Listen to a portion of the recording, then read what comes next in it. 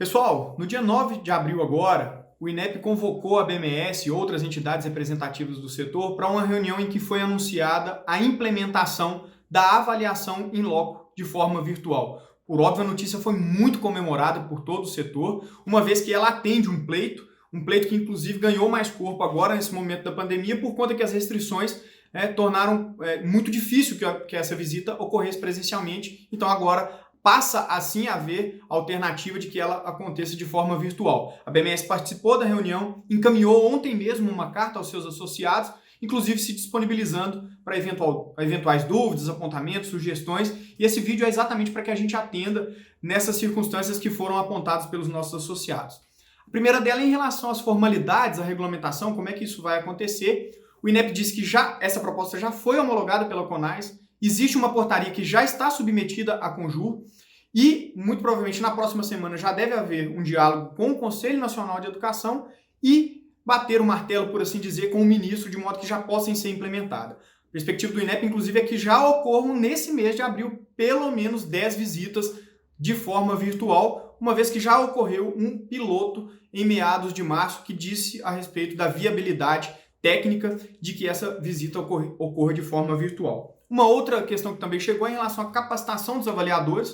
Por óbvio, o INEP também já capacitou os avaliadores, já tem um cenário de reorientação do Bases para que eles possam se adaptar a essa nova modalidade de visita. Então as instituições podem ficar absolutamente tranquilas, uma vez que o avaliador vai receber esse refinamento da sua capacitação, e há também uma sinalização que as instituições receberão uma cartilha, receberão uma orientação do que fica a cargo da instituição nesse momento da visita em loco de forma virtual.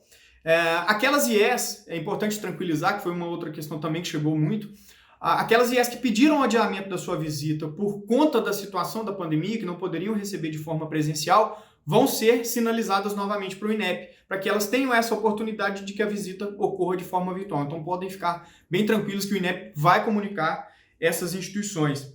Inclusive, nessa perspectiva, surgiu uma discussão de que aquele formulário que ficava aberto, e mesmo a instituição preenchendo tudo, ele aguardava o período assegurado ali no sistema. Agora, com o preenchimento, a sinalização da instituição que está tudo ok, o sistema já vai se fechar, já vai encaminhar para a formação de comissão e um agendamento de visita virtual mais célere, mais rápido para impulsionar esse processo.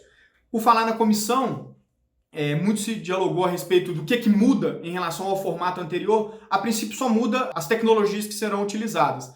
Segue com 2 avaliadores para a comissão de curso, seguem 3 avaliadores para a comissão institucional, mas é importante dizer que isso já é uma sinalização para algo também muito esperado pelo setor, que é a comissão única, a comissão multidisciplinar, que num único momento o INEP, os experts do INEP, consigam chegar na instituição e já visitar todas as circunstâncias, sejam elas as institucionais, sejam aquelas relacionadas à oferta dos cursos vinculados no processo de credenciamento.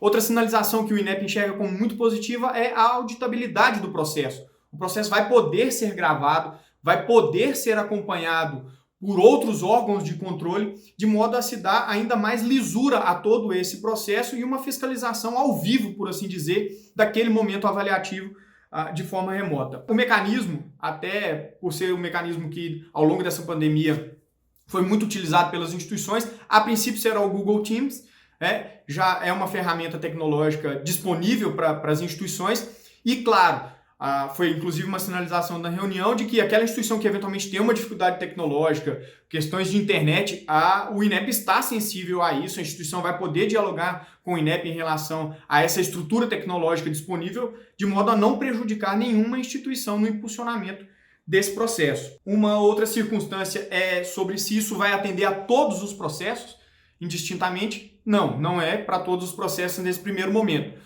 O INEP está focalizando os credenciamentos e as autorizações, certo? Inclusive com uma sinalização que até outubro desse ano, de 2021, possam ser feitas pelo menos, ou até 5.000 avaliações nesse intervalo de tempo. Então a meta é uma meta, vamos dizer assim, agressiva, mas tanto melhor que o seja, para que a gente possa perseguir esse ponto e esvaziar esse gargalo de várias avaliações que estão hoje estocadas, aguardando esse momento de avaliação.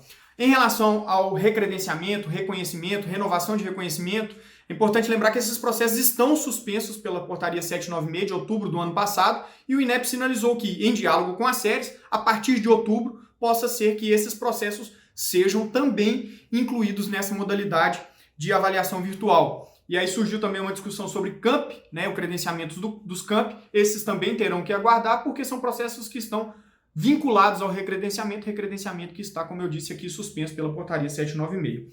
Também os cursos de Medicina, Enfermagem, Odontologia e Psicologia, nesse primeiro momento, não serão objeto de visita em loco virtual, podendo ser discutida a viabilidade de que eles também sejam abarcados no segundo momento. A IES vai precisar fazer alguma coisa? Não, a IES não vai precisar fazer, não vai precisar se movimentar em nenhum sentido. O INEP vai sinalizar, tanto para aquelas que pediram adiamento por conta da pandemia, não quiseram a presencial, quanto aquelas que estão aguardando visita in loco, o INEP vai sinalizar para ela de que há a possibilidade que aconteça de forma virtual e aí toda essa construção de forma conjunta com as instituições. Então não precisam se preocupar que vai haver uma comunicação do INEP. Um outro ponto que eu acho importante dizer aqui, eu acho que isso cria uma estrutura boa de quais são as expectativas, é quais são os benefícios que foram sinalizados pelo INEP como sendo os principais decorrentes de todo esse processo. O primeiro deles, eles denominaram como o accountability, que se eu puder traduzir numa única palavra, é a transparência, uma vez que o processo vai poder ser gravado, visualizado, isso é uma grande vantagem. Nessa de possibilidade de gravação, eles falaram também em compliance, uma vez que a CTAA terá até uma gravação daquele momento de avaliação para eventual revisão. Uma outra vantagem também vista pelo INEP é naquele sentido que eu disse da comissão única, a simultaneidade das avaliações. Então pode ser que seja uma comissão que chegue simultaneamente para o credenciamento, para as autorizações vinculadas e vamos acreditar que no futuro também para o recredenciamento, renovação de reconhecimento e reconhecimento, a depender do interstício dos ciclos avaliativos dessas instituições. Uma outra grande vantagem, essa é claramente perceptível, é o menor custo para as instituições, menor custo esse vinculado a um outro benefício que também foi sinalizado pelo INEP, que é o menor custo operacional para o órgão, né? Uma outra vantagem, essa também claramente decorre desse procedimento virtual, é a maior disponibilidade dos avaliadores. Então a gente passa para uma circunstância em que, havendo inclusive uma impossibilidade de um avaliador acompanhar uma avaliação virtual, a sua substituição é muito mais célere, exatamente porque não temos mais a lógica do deslocamento desse avaliador. Outra vantagem também sinalizada é o aperfeiçoamento contínuo, né? Uma vez que esse acompanhamento vai ser mais de perto, o aprimoramento desse tipo de avaliação pretende que ele seja contínuo e sempre aperfeiçoado dentro dessa dinâmica da virtualização. Um outro ponto, e não esgotando aqui, o INEP deixou muito claro isso, é o ganho de escala. Esse é muito óbvio porque muitas visitas poderão ocorrer. Não por acaso, essa projeção de que possam ocorrer pelo menos 5.000 visitas até outubro.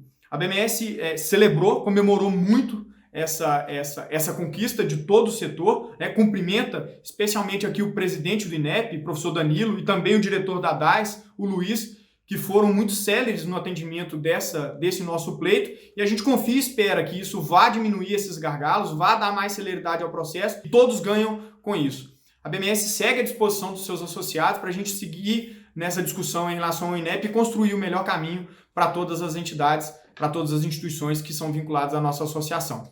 Muito obrigado, um bom trabalho para todos.